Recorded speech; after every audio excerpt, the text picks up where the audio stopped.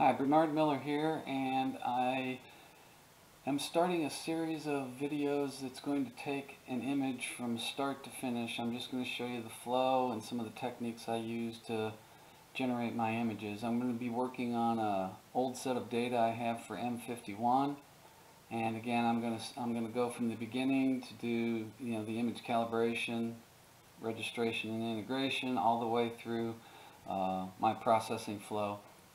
I hope that from this you get some, techniques that maybe you didn't know and some knowledge that you can use in your own flow. So the first thing that I'm going to do is obviously start with my image calibration, registration, and integration. And to do that, I'm going to first start with picking a frame or a sub that I want to use as the master during image registration. And for this data, when I gathered it at the time, I was collecting my luminance at binning 1 and my RGB at binning 2. So I want to make sure that my master frame for image registration is one of my luminance frames. The weighted batch preprocessing script will automatically select a frame for image registration, but I don't want it to pick a 2x2 RGB frame for obvious reasons. So to find the frame that I want to use, I use the Subframe Selector, and you can find that under Process, All Processes, Subframe Selector. So I come up here to Add Files, and I go to my data and go to my lights, and I select my luminance images. So you click on this one, scroll down, hold down the Shift key, click on the last one, and then click Open. And then I fill this data in. For my system, it is 0.62 arc seconds per pixel. The camera gain on this camera was, let me see, this was 2.428, and it's a 16-bit camera. And then I just click Go, and it's going to go analyze, and you can see it ran rather quickly. I click out of here. I come up here to the index, and I usually select signal to noise weight, and I make sure that this is descending. And you can see over here that here's the signal to noise, and this is subframe 063920. So I write that down and remember it, because I'm going to need it when I get to the image registration part of the process flow. So I'm just going to minimize these up here now that I know what my master registration frame is, and then I'm going to start the weighted batch preprocessing, and you find that under Script, Batch Processing, Weighted Batch Preprocessing. And it's going to bring up this window, and I like to make this a little bigger. And you can see here that there are panes for lights, flats, darks, and biases. So there's two ways that you can do this depending on how the data is organized on your computer. You can just click down here to do Add Lights, and you can come over here to your lights, and you can click on the first one and then do Control A and click Open, and it's going to open all of the light frames. Now up here, I'm not going to be using HA in this tutorial, so I can click on HA and then come over here and do Remove Selected. And you can see here my luminance binning 1 and the RGB binning 2. So you continue on, you can do flats and then click Add Flats. You can come over to the data, click on Flats, again do Control A to select all of them, and you open your flats. And then you do the same thing for your darks and your biases, and then everything's populated. The other way to do it is to, I'll clear this out, is to use this directory. Now if you've stored all of your frames in one directory, so if you have one directory or directory tree that's got all of your lights, darks, flats, and biases, then you can click on directory and then come over here and highlight this folder and click select folder. And now it's going to go through that folder and parse all the way down and just collect everything. So it just depends on how your data is formatted or stored on your computer. And you can see here it found 272 frames and was able to load all of them. And so here you can see you've got your lights, flats, darks, and biases. Now the first thing you'll notice is the darks here.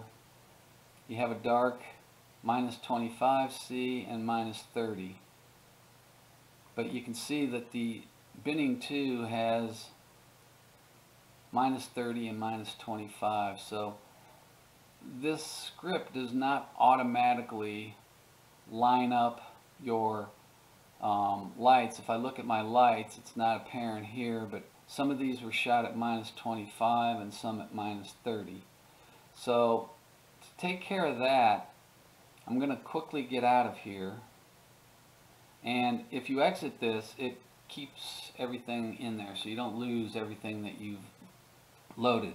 But if I come over here and do File, Open, go into my data and open one of the lights, and do File, Fits Header, you can see down here that the set temperature was -25.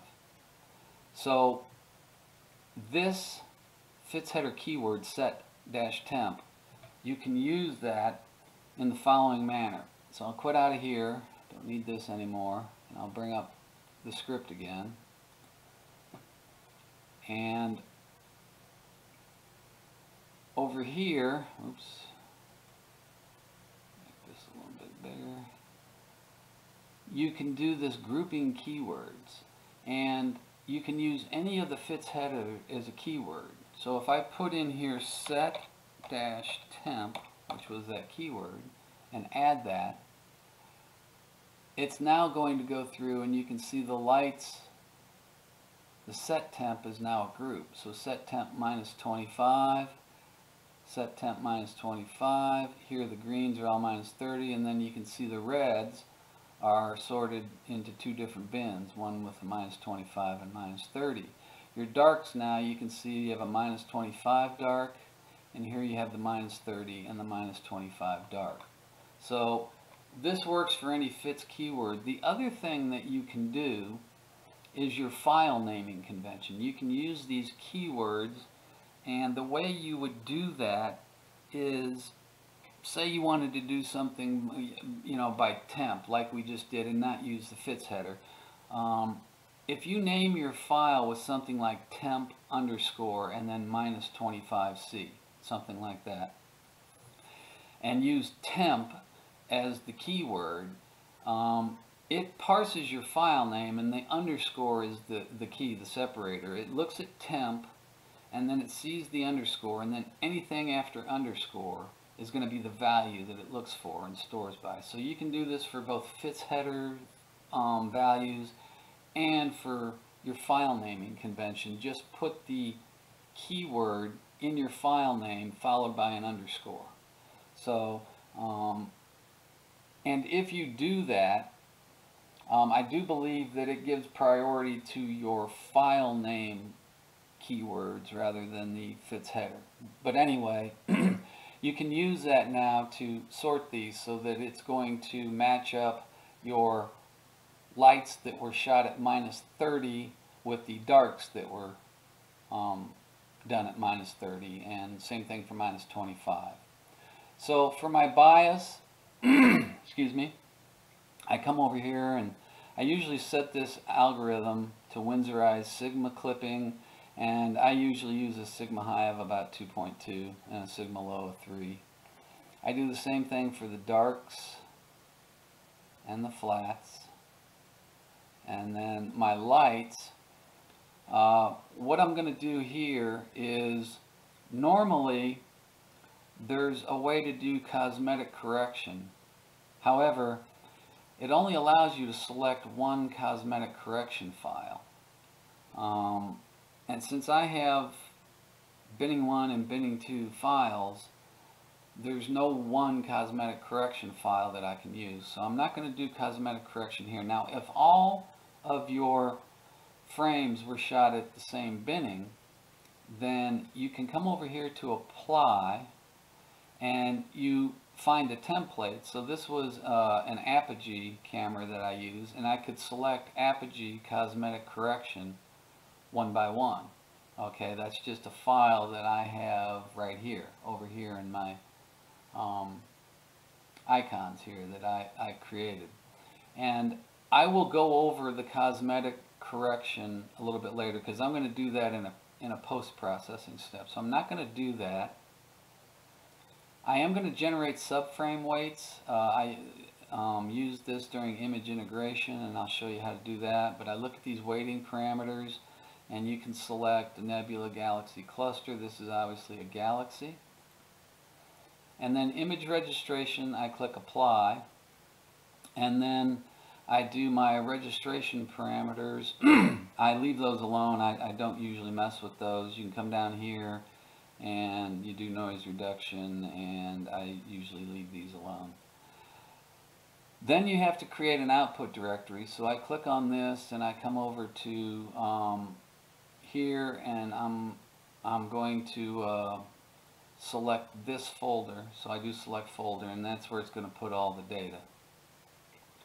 So once that's set up, I come over to my control panel, and what you're going to find here is you can click on these luminance, and what it's telling you here, you'll notice that there's no dark frame. If you click on show calibration, it's only going to subtract the bias from the flat to get your master flat. And that's because you can see the exposure times don't match any of the darks. And you can take care of that by clicking this optimize master dark, and then for here you can use, instead of auto, you select the dark you want to use. So now it's going to use this dark, and it's going to scale. And if you click show calibration diagram, now you can see it subtracts the bias from both the flat and the dark, but then it scales the dark frame to create the master flat.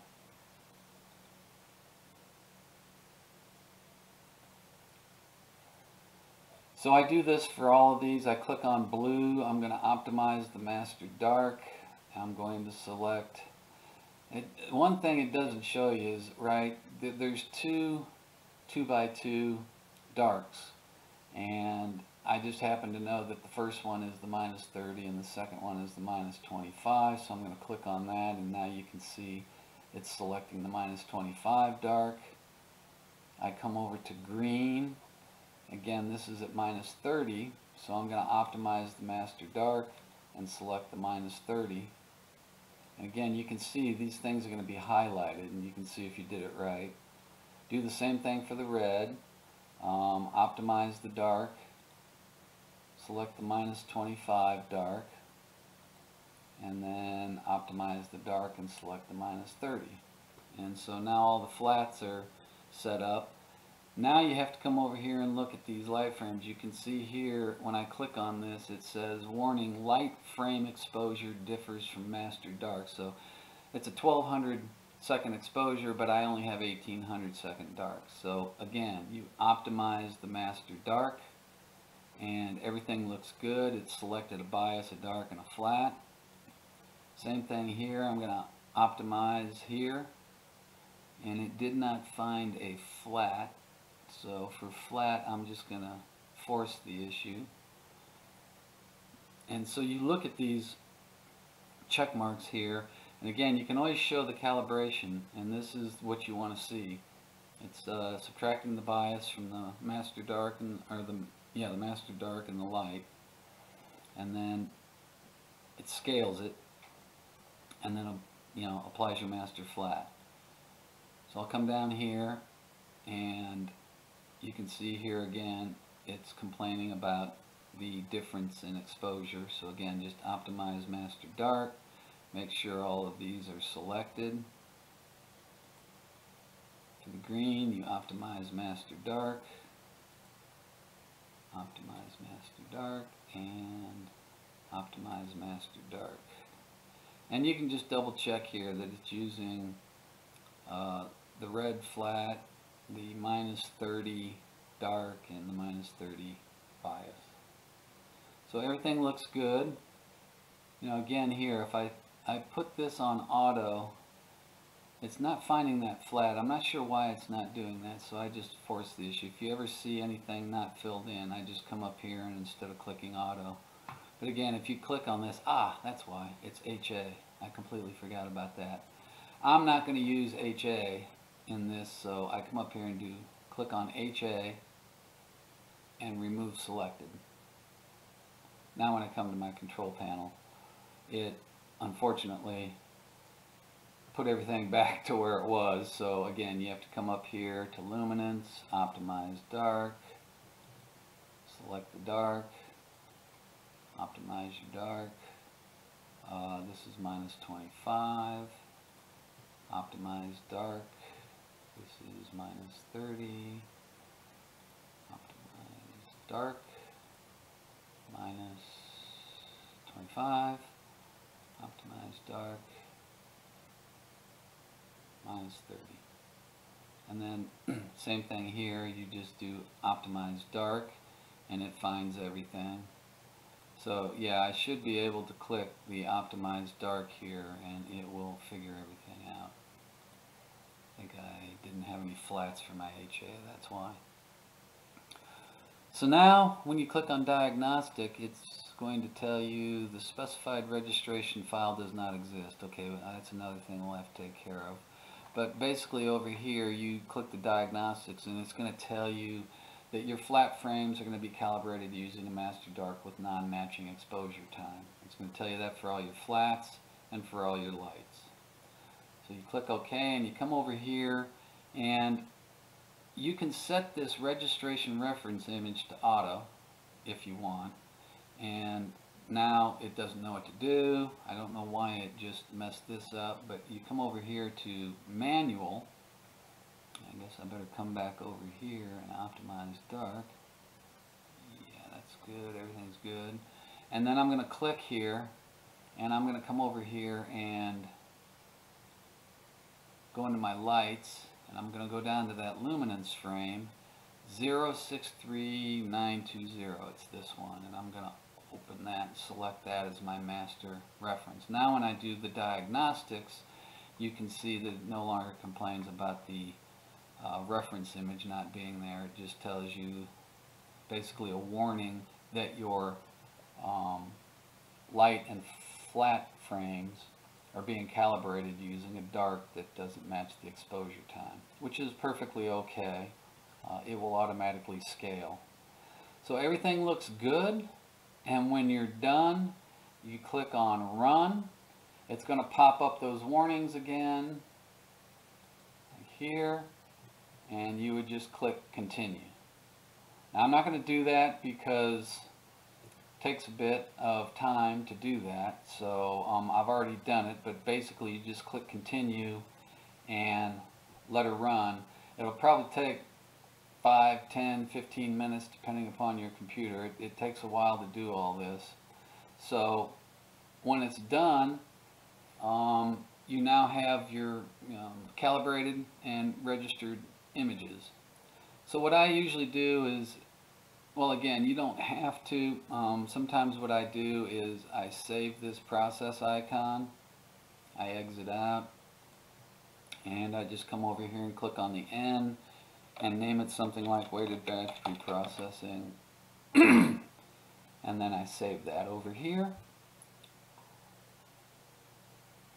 Now, if I do File, Open, I come to here, and this was the place I told it to put everything, and you can see it's got the calibrated images, it's got your flats and lights all calibrated, and then it's got your registered.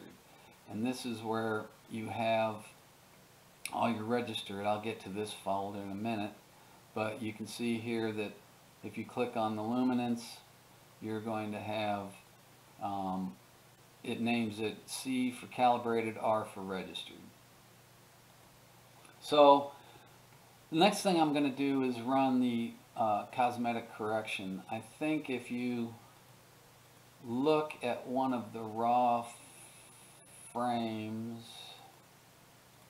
the light, let me look at, if you open one of these up and look at it, let me see if I can demonstrate this. Yeah, right here, this column right here is a column defect, and it's in every picture.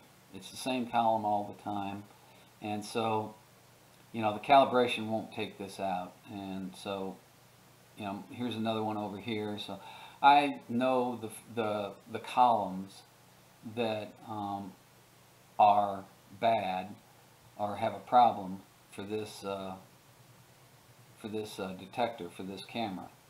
So what I do is I come over here, and actually I have this Apogee Cosmetic Correction, and I've already saved it, and I usually again use the use auto detect, and this does hot and cold pixel removal. And again, I set my hot pixel removal to about 2.2 sigma and the cold to 3. And then down here I just have a list of rows and columns, or basically mostly columns, that I've pre-populated this with. Okay. Then all I have to do is come up here to add files, and I come over here to my data, the registered data, and I start adding the files. So I'm going to add my luminance, click add files again, come over here to the blue, add files, go to the green,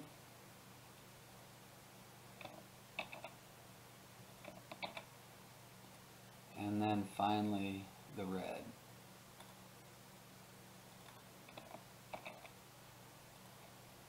So now all my files are in there. It's got this auto detect for the hot and cold pixels and the defect list. You then need to specify an output directory, and then this is what I did. I came over here to registered, and I excuse me, created this folder called Cosmetized. I don't know if that's a word, but there you have it. And that's where it's going to put all the data. And then you click here, this circle, for Apply Global. Again, I've already done that. This is going to take a little while to run, but if you click it, it's just going to run. So I'm going to quit out of here, and then do File, Open, and if you go to Registered and Cosmetized, you will see right here, calibrated, registered, and cosmetically corrected. So all the files are in here, and you're all set to go. Now at this point, you're ready to do image integration. And so I come up here to Process, All Processes, and Image Integration. Then I'm going to do Add Files. I'm going to come over to the Registered and Cosmetized, and come down and select all my luminances. Again, remember to click on the first one, scroll down, hold down the Shift key, click on the last one. I use average here, and then these weights. If you do this pull down menu, I click Fits Keyword. And if you'll remember, in the weighted batch preprocessing, there was generate weights. So when it does the weighted batch preprocessing, when that runs, it creates a fits keyword in all the files called WBPP WGHT. And so now when it does the integration, it's going to use the weights to try and figure out, you know, what file is going to be the master one that it uses. So again, this keyword here to retrieve image weights. So that's what I do. You can leave it at noise evaluation if you want, that's the default, but that's just if I've used weighted batch preprocessing, I use this keyword in here. For my pixel rejection, again, I use Windsorized Sigma clipping. I generally don't generate rejection maps. You can leave this on, doesn't do anything. It's going to show you the rejection maps. I tend to turn that off unless there's some sort of problem, then I'll turn it back on and see if I can figure out what's going on. Again, I come down here, my sigma low I make about 3, and my sigma high 2.2. And then you're ready to go. So again, you add your files. I usually use this combination to be average. Additive with scaling, I changed the weights from noise evaluation to fits keyword and add this keyword WBPP WGHT, and then I set up my pixel rejection. I use the Windsorized Sigma clipping. Now if you have, I don't know, maybe 6 or fewer frames, you might want to do the percentile clipping, but most of my images have enough files in it. Again, this has 27 or 28 luminance, so I just go ahead and use that, and then I'm done there. I set up the pixel rejection. I usually use about 3 and a sigma high of 2.2. So when that's done, you click this circle here and it's going to run and get all the data, and it doesn't take too long, but I will pause here and be back when it's done. Okay, so now it's done and you have your integrated image here. The first thing I do is come over here to this tab, double click on it, and change it to something like M51_L or whatever you want. Then I do Control A, and you can see there's M51, and I minimize this for now. Then I'm going to clear. I'm going to go back to Add Files. I'm going to go to my Cosmetized directory and select all of my blues. And everything's already set up. I just click Go down here, and it's going to go through and do all of my blues, and I'm going to get a master blue file out of this. And I guess like I said, sometimes it goes through, just mine's, I guess, a decent computer, but not super duper fast. So this may take a little bit longer, a little bit less, depending on your computer. Again, I always try and come up here first thing and rename this to M51_B, since this is the blue channel. Control A just to look at it. Okay, yeah, this thing's got some weirdness in it, but I remember at the time this camera did eventually go out. There was a problem with the power supply that caused some of this banding, but I don't think it's going, hopefully it's not going to be a showstopper. I did process this at one point, so you can see that this is stretched way beyond what you would ever stretch it for anyway, so I think a lot of these artifacts will go away. But I'll save that. Again, clear, add files, then look for my green, open and go.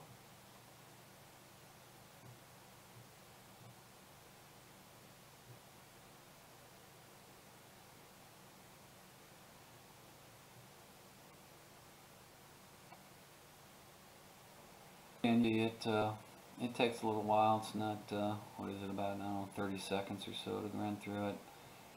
Your computer may take a longer or less time. Again, double click here, M51_green. I do Control A, and it's got some of that banding. But again, as I recall, hopefully we can, when we stretch it, those will be less noticeable. Clear, add files, and then I find my red data. Open and click go. So that is the process I use to generate my masters. I now have master luminance and my RGBs, and then I'll stop here, and we'll pick up right here where we left off, and the next video we'll go over, let me real quickly, M51_R, and then Control A, and then, okay, so the one thing you want to do is just double check this. If you open this up, now you can see that these files are the same size, they match up. So during the registration process, it upsized the RGBs to be 1 by 1, so that's just to show you that it took care of that. So that's, you now have all your master frames, and like I said, I'll stop it here. In the next video, I'm going to go over creating a master luminance and a master RGB. I'll include some mirror denoise. If you go over here to scripts, there's this script under noise reduction called mirror denoise. I use that on my master L, R, G, and B before I do the combination. And again, I'll show you in the next video how to create my master luminance, and then we'll combine these and create a master RGB. Anyway, I hope you found this useful, and if you did, please subscribe to my YouTube channel. Thank you.